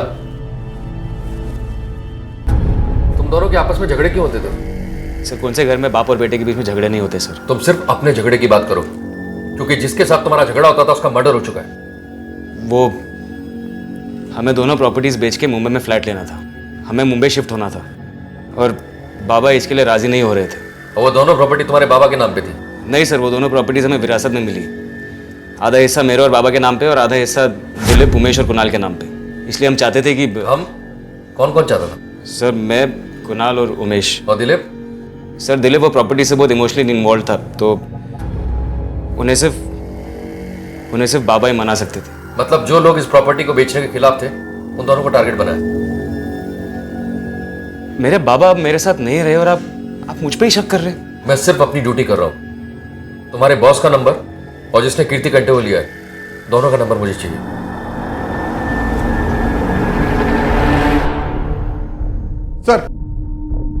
सर मैंने प्रसून के ऑफिस से पता किया। प्रसून और कीर्ति सच बोल रहे हैं। कीर्ति वाकई में जॉब के लिए कोशिश कर रही थी। मतलब प्रसून और कीर्ति के बीच में कोई लफड़ा नहीं था और प्रसून को अपने बाप को मार के कोई फायदा नहीं होने वाला था। अब हमारे पास बचे सिर्फ 2 ही सस्पेक्ट, जिन्हें विश्वास की मौत से और दिलीप के सुसाइड से फायदा हो सकता था। चलो। सिर्फ पैसे के लिए मैं अपने काका को क्यों मारूंगा सर? और मान लीजिए अगर मैंने मार भी दिया तो सारा पैसा तो उनके बेटे को मिलने वाला है और मैं अपने बड़े भाई का एक्सीडेंट भी करवाऊंगा। ऐसा कौन सा खजाना है सर उनके पास? वैसे भी तो अपनी पत्नी की कमाई पे जी रहा है। घर का खर्चा मुश्किल से चलता होगा ना। और तेरी पत्नी की कमाई कोई खास नहीं है। पैसों की जरूरत तो पड़ती होगी तुझे। चित्रा काफी कमा लेती है, जिससे मेरी ट्यूशन फीस वगैरह सारे खर्चे अच्छे से मैनेज कर लेती है। अब तो उसका प्रमोशन हो गया है, एक कंपनी में असिस्टेंट अकाउंटेंट हो गई है। ये तुझा बैंक स्टेटमेंट, और जिस ऑफिस में तुम काम करती हो वहां सिर्फ तुम रिसेप्शनिस्ट हो और तुम्हारी कुल पगार 5,000 रुपए है। और ये विश्वास का बैंक स्टेटमेंट, जिस दिन भी उन्होंने अपने अकाउंट से पैसे निकाले उतना ही अमाउंट तुम्हारे अकाउंट में जमा हुआ है उस दिन। पुलिस जब पीछे लगती है ना तो मुर्दों से भी बयान निकलवा लेती है। अब बताओगी तुम्हारे और विश्वास के बीच क्या चल रहा था? सर प्लीज माझ्यावर विश्वास ठेवा। मेरा कोई अफेयर नहीं चालू है और जो काका ने पैसे दिए थे वो उमेश की पढ़ाई के लिए पैसे दिए थे। तो इतने चोरी छुपे पैसे जमा करने की क्या जरूरत थी? उमेश को डायरेक्ट भी तो दे सकता था। सर उमेश खूब आलसी है। अगर उसको पता चलता कि काका ने पैसे दिए तो फिर ना वो उसे लौटाने की कोशिश करता और ना ही ठीक से पढ़ाई करता। मेरे पैसे देने से उसका ईगो हर्ट होता है, जिससे कम से कम वो पढ़ाई तो करता है। और क्या पता शायद मेरी इंपॉर्टेंस बढ़ जाती या फिर मुझे मारना बंद कर देता। इसलिए मैंने झूठ बोला घर वालों से कि मेरी प्रमोशन हो गई है, जिससे मेरी सैलरी पर सवाल ना उठे। क्या लगता है ये चित्रा सच बोल रही है? मुझे नहीं लगता है, क्योंकि विश्वास चित्रा और माला दोनों को पैसे देता था, वो भी उनसे पति से छुपाकर। हो सकता है कि कीर्ति सच बोल रही हो कि विश्वास ने उसके साथ मॉलेस्टेशन किया है और ये दोनों भी ये सच जानती हो लेकिन जानबूझकर बता नहीं रही हो, क्योंकि विश्वास से उन्हें पैसे मिलते हैं। और हो सकता है कि विश्वास कीर्ति का मुंह नहीं बनकर पाया हो। लेकिन ये समझ में नहीं आ रहा है कि विश्वास को मारा किसने था। माला और चित्रा तो हो नहीं सकते, क्योंकि पैसे के अंडे देने वाले मुर्गी को कौन काटेगा? सर विश्वास का पोस्टमार्टम रिपोर्ट आला है। इसके हिसाब से विश्वास की मौत 10 से 11 के बीच में हुई। 10:30 बजे कुणाल उसी एरिया में था, लेकिन सर उसके पास विश्वास को मारने का कोई मोटिव नहीं है। मैंने उसकी कंप्यूटर रिपेयर करने की बात भी वेरीफाई की। He is clean there. विश्वास के सर के पीछे किसी भारी चीज से वार किया गया और सर सीने पर मल्टीपल स्टैबिंग के निशान भी है। बार बार चाकू घोंपा गया। बार बार?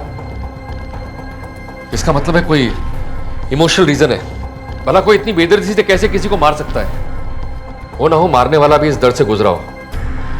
कोई तो है जो विश्वास से बहुत नफरत करता था। सर ये भी पता चला है कि मारने वाले ने बाएं हाथ से वार किया, मतलब वो लेफ्टी है।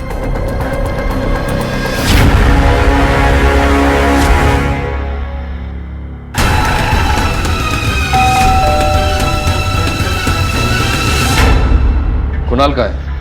वो तो घर पर नहीं है, कल रात से घर नहीं आया। कहाँ गया? पता नहीं सर, बता के नहीं गया और कब से फोन ट्राई कर रही हूँ, उसका फोन भी स्विच ऑफ आ रहा है। साइबर सेल को कांटेक्ट करो और उसका लास्ट लोकेशन निकालो। क्या हुआ है सर? बाकी के सब कहाँ हैं? प्रसून कहाँ है? नहीं सर, आपको कुछ गलतफहमी हुई है। छुपाओ मत, खूनी की मदद करोगे तो पछताओगे। हम आपसे क्यों छुपाएंगे सर? आपसे छुपा के हमें क्या मिलेगा? और सर वो कहाँ जाता है, कब आएगा, किसी को कुछ बता के नहीं जाता। और इस वक्त भी हमें भी ये नहीं पता कि वो है कहाँ पे। हेलो पाटिल, मुझे एग्जैक्ट लोकेशन बताओ।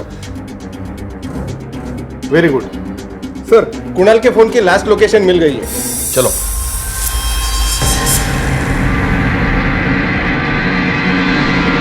पुलिस को कुणाल के फोन की आखिरी लोकेशन पता चली, जो कि इगतपुरी के जंगलों के बीच थी।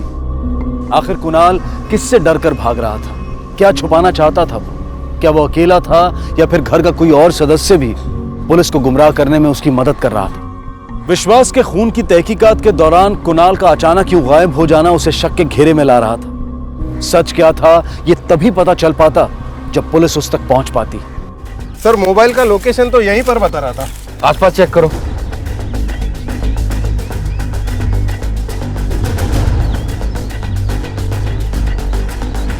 सर इकडे या लवकर बघा।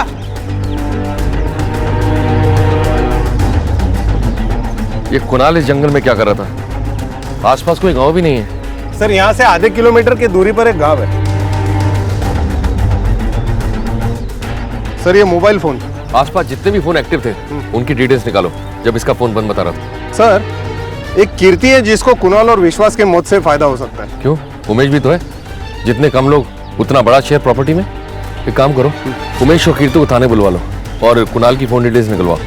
बॉडी को पोस्टमार्टम के लिए भेजो। सर मुझे कोई आइडिया नहीं वो जंगल में क्यों गया था। तुम्हें नहीं पता तो किसे पता होगा? तुम उसकी पत्नी हो ना? सर उसने मुझे कभी कुछ नहीं बताया कि वो कहाँ जाता था, क्या करता था। साहब एक मक्खी तो मार नहीं सकता, मैं भाऊ को क्या मारूंगा? चित्रा बता रही थी तू उसे बहुत मारता था और तू अपने भाऊ को नहीं मार सकता। बता, वरना। साहब सच्ची सच्ची बोल रहा हूँ, उस टाइम में दुकान पर था। सर कुणाल के कॉल रिकॉर्ड से कुछ खास क्लू हाथ नहीं लगा। उसका फोन 2 बजे स्विच ऑफ हुआ, जिस वक्त एरिया में 55 फोन एक्टिव थे। इसमें कोई नासिक का नंबर है सर, ये देखिए, ये अरविंद मांजरेकर। चला उस लिया त्याला। सर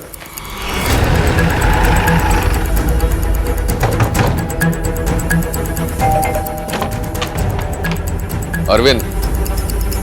जी सर। शनिवार को इगतपुरी में क्या कर रहा था? सर मेरे दोस्त की शादी है तो रिजॉर्ट की बुकिंग प्राइस पता करने गया था। तो ये काम फोन पे भी हो सकता है, तुम्हें वहां जाने की क्या जरूरत थी? सर मुझे लोकेशन देख के बुकिंग करनी थी और बिना लोकेशन देखे क्या मतलब बनता है? सर हुआ क्या है? रिसोर्ट गया था ना, वहां का नंबर लिया होगा ना? नंबर दे। सर हुआ क्या है बताइए तो सर एक बार। मर्डर का केस है। रिसोर्ट में फोन करके पता करो कि अरविंद झूठ बोल रहा है सच, और जोशी परिवार का आदमी कोई उसके टच में था या नहीं। सर हाँ, अरविंद का कॉल रिकॉर्ड। सर वो झूठ बोल रहा था कि किसी रिसोर्ट में गया था। उसके फोन लोकेशन के हिसाब से वो कुणाल के मर्डर स्पॉट के पास ही था। सर एक अजीब बात है अरविंद के कॉल रिकॉर्ड में, अरविंद को इस नंबर से लगातार फोन आता था। ये नंबर भी सर अरविंद के नाम पे ही रजिस्टर है, जिसकी लोकेशन दिलीप और विश्वास के घर के पास की बता रही है। सर और एक अजीब बात है कि सिर्फ और सिर्फ अरविंद से बात करने के लिए ये नंबर एक्टिव होता था, उसके बाद स्विच ऑफ। कितने बजे फोन आते थे?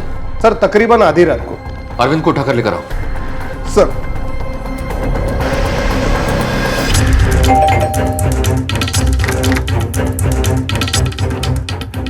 अरे सुनिए। हाँ ये सर। अरविंद इधर ही रहता है? सर हाँ इधर से रहता हूँ।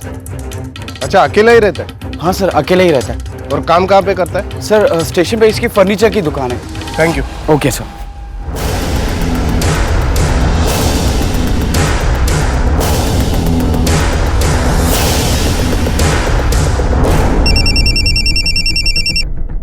हाँ बोला।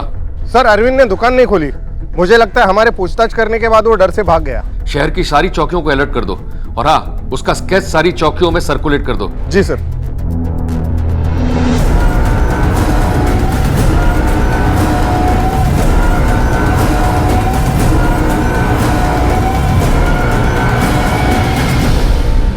मान लो अरविंद ने ही कुणाल और विश्वास का खून किया है, पर वो ऐसा क्यों करेगा? उसका कोई क्रिमिनल रिकॉर्ड भी नहीं है। आखिर क्या वजह हो सकती है? और हाँ, ये अरविंद आधी रात को किससे बात करता है? कोई किराए के गुंडों से तो बात करेगा नहीं। हो ना हो अरविंद का कोई इस कॉलर से पर्सनल कनेक्शन है, कोई रिश्तेदार, दोस्त या फिर कोई प्रेमी। हो सकता है सर। जिस तरीके से रात को चुपके से ये सब फोन कॉल चल रहे हैं, किसी अफेयर की तरफ ही इशारा करते हैं। दिलीप के घर में 3 औरतें हैं। पहली माला, जिसका पति बेड रिडन है, और दूसरी कीर्ति, जिसका पति कुछ करता नहीं और उसे पीछा छुड़ाना चाहती है, और तीसरी चित्रा, जिसका पति उसे बहुत मारता है और उसकी कमाई पर हक जमाता है। कहीं ऐसा तो नहीं इन तीनों में से किसी का अफेयर चल रहा हो? और शादीशुदा होने की वजह से वो ये चाहती हो कि ये बात किसी को पता ना लगे। एक काम करो आपटे, जिस नंबर से उसे लगातार फोन आते हैं उसे ट्रैक करो, कभी तो चालू होगा। सर। काफी कोशिशों के बावजूद भी पुलिस को अरविंद की कोई खबर नहीं मिल रही थी। अरविंद तक पहुंचने की एकमात्र उम्मीद थी वो फोन नंबर जो जोशी परिवार में से किसी का भी हो सकता था और जिस पर अरविंद की अक्सर बातचीत होती रहती थी। आखिर किसका था वो नंबर और उसका अरविंद के साथ और जोशी परिवार में हुई उन 2 हत्याओं के साथ क्या संबंध था?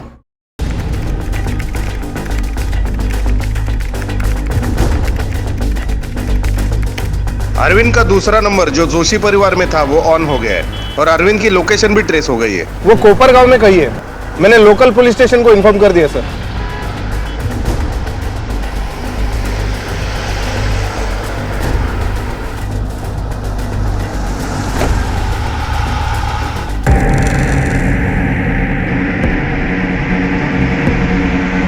मैंने अपना पुराने वाला सिम ऑफ कर दिया। अब कोई भी मुझ तक नहीं पहुंच सकता।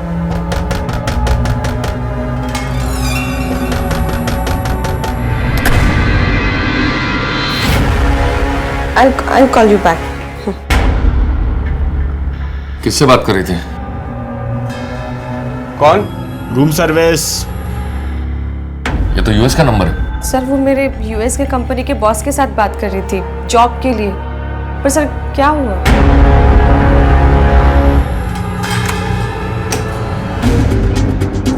चल हो गया तेरा खेल, बहुत खेल लिया तूने।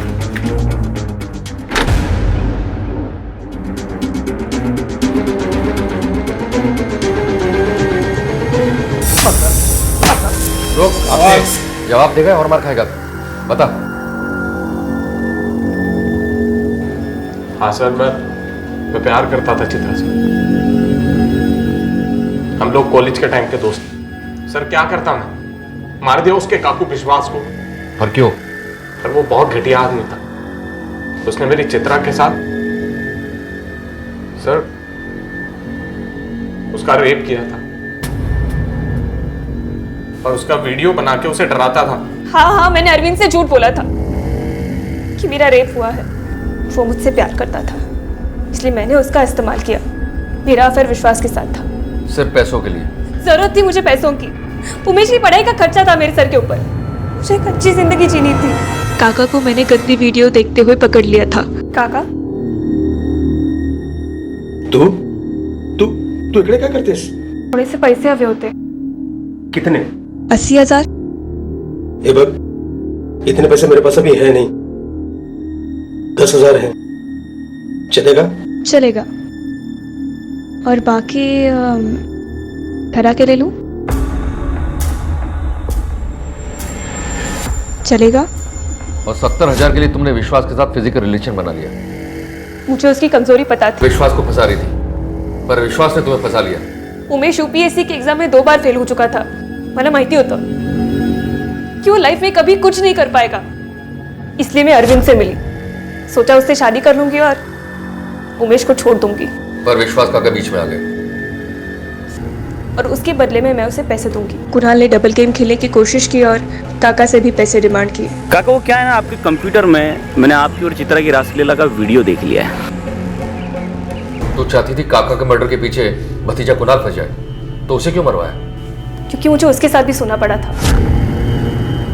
और वो अरविंद को कभी भी बता सकता था। फिर तुमने अरविंद को कैसे राजी किया कुणाल को मारने के लिए? मैंने कहा कि कुणाल पुलिस से बहुत डर गया है, कभी भी सच बोल देगा और हम फंस जाएंगे। वे रोई गिड़गिड़ाई, बोला कि कुणाल को मार देते हैं और वो मान गया। और फिर मैंने कुणाल को कहा कि तुम इगतपुरी चले जाओ, वहां तुम्हें पैसे मिल जाएंगे जो मैंने तुम्हें देने का प्रॉमिस किया था।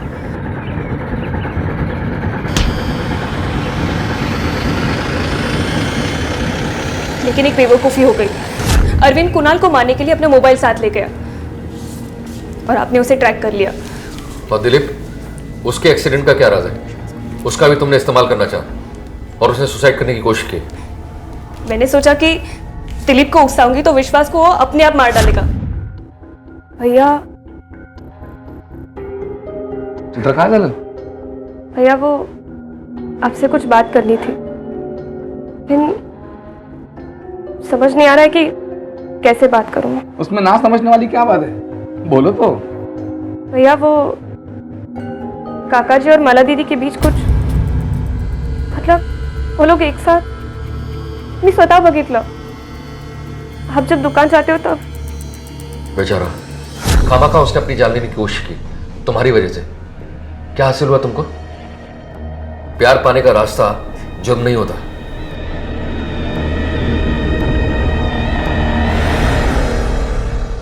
दिलीप जिंदा तो था, लेकिन ऐसी जिंदगी की क्या मायने? किसी की बातों में आकर अपने करीबी लोगों पर शक करना और फिर उस गलतफहमी की वजह से आत्महत्या जैसा बड़ा कदम उठाना ना सिर्फ गलत है बल्कि बेवकूफी भी है। उधर चित्रा पछता रही थी उमेश से शादी करके। उसके पास एक रास्ता था कि वो तलाक ले सकती थी, नए सिरे से अपनी जिंदगी शुरू कर सकती थी, पर उसने एक गलत रास्ता चुना। एक बार कदम गलत रास्ते पर पड़े तो फिर बढ़ते ही चले गए और अंत हुआ जेल की सलाखों के पीछे। बेहतर जिंदगी की तलाश यूं खत्म हो गई। जरूरत है अपनों में विश्वास रखने की, उनसे खुलकर बात करने की। रिश्ते तभी मजबूत होते हैं जब उनमें विश्वास होता है। इसी विचार के साथ अब मैं अनूप सोनी आपसे विदा लेता हूं। फिर मुलाकात होगी अगले एपिसोड में एक और चौंका देने वाले केस के साथ। तब तक अपना और अपने परिवार का ख्याल रखें और देखते रहें क्राइम पेट्रोल डायल 100। सबक एक को सीख हम सबको। जय हिंद। इस तरह के और भी एपिसोड देखने के लिए हमारे चैनल को सब्सक्राइब करें और बेल आइकन दबाना ना भूलें।